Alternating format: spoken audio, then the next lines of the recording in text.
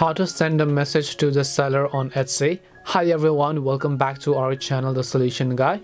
So in today's video, I'll simply guide you on how you can actually send a message to seller on Etsy. So make sure to watch the video till the end.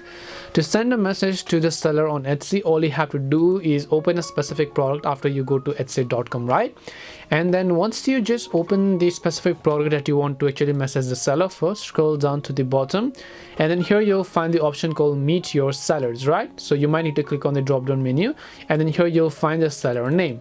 Now you can basically click on the message button, which you see right over here.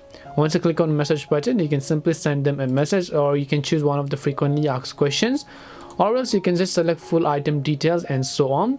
Now basically, if you want to send a message, just select your message over here, and once you select them, this seller will receive a message and then get back to you depending upon their working schedule. So hope this video helped you as to how you can contact seller on Etsy. We hope the video was really helpful, and if it did help you, make sure to leave a like and subscribe to the channel. If you have got any more questions, feel free to leave them down. Thank you very much for watching, and see you in the next video.